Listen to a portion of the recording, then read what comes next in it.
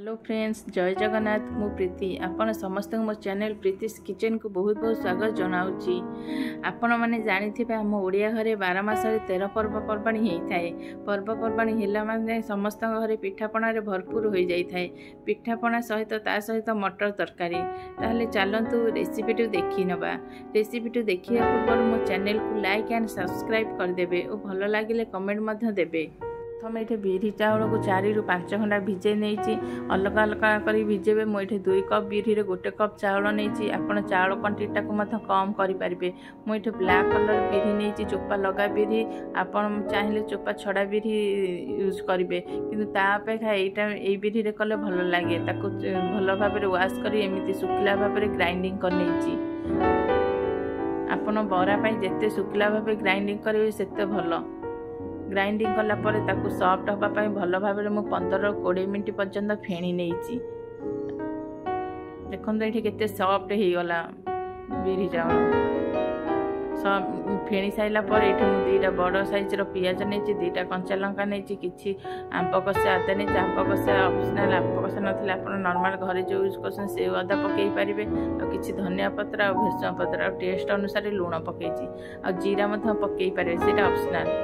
ताकू घंटाटे रेस्ट करने छाड़ीदे, घोरैकी रखीदे। तापर ये नेक्स्ट प्रोसेस काकेरा बनई। काकेरा गोटे नड़िया को कोरैकी नहीं जाइए। से 3 ରୁ 4 टेबल स्पून चीनी पकईकी भल भाव भाजी नहीं। आप नड़िया पूरा सुखिला हेले पानी ऊपर टिके छिंचिकी भाजी पारे।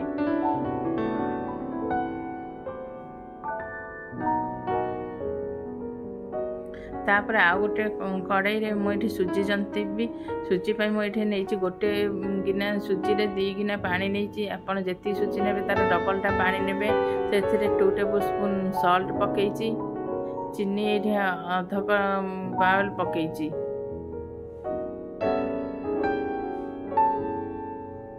आपड़ जी मिठा खावा चाहते से हिसाब से बनइबे। तापर गोटे फ्लेवर आसवाई गोटे तेजपत्र देइछि।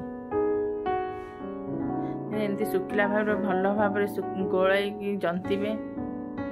शुखिला है पर्यंत पानी शुखिला पर्यंत आपड़ एमती सुजीटा को जंतुथिबे।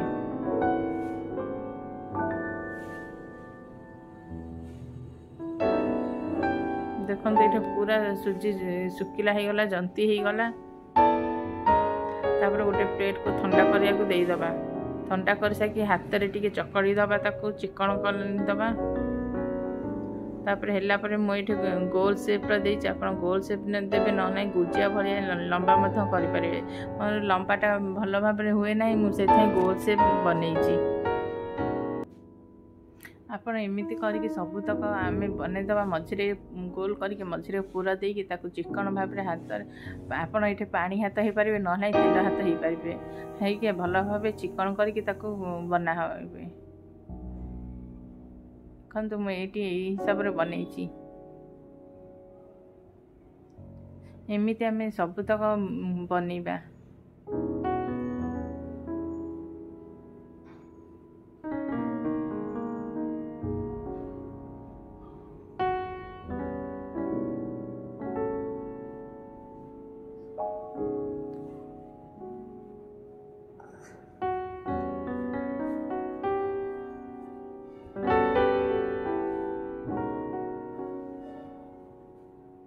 देखो एमती गोल सेप सबूतक बनईदे। आम ये देखो मुझे बनई देइछि सबूतक। तापर आ गोटे कड़ाई तेल गरम करे। तेल परिमाण अधिक ना, कारण ये डीप फ्राई हम जमी काकेरा सबूतक बुड़ीकी रहिबो। तेल पूरा गरम हो सारापर छाणिबे। देखो केते गरम होइछि, ऊपर केमती बबल्स टाइप उठुछि। तापर पर गोटे साइड हो सारा पर आलटा साइड को लेउटेबे। ना सांगे सांगे चामच साइज लेउटले लगी जाइब, भांगी भांगी गले फिटी सब नड़िया पूरा बाहर को बाहरी आसब। एमती गोल्डन कलर क्रिस्पी है पर्यंत आम फ्राए करिया।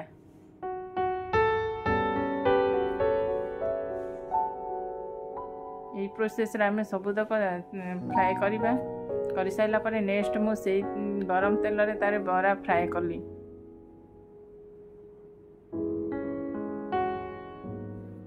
देखंतु बरा केते सॉफ्ट हो जाउ केते भल भाव रे फुली किछि एथिरे मु सोडा पके नाही किछि नाही सोडार भी आवश्यक नहीं आम जिते भल भाव फेणीबा से बराटा सेते भल फुलिब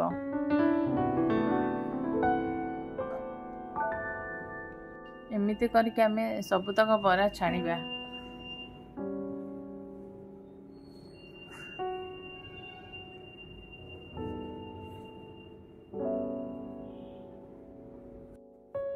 बरा काकेरा रेडी हो गला एबे चलंतु प्लेटिंग करिबा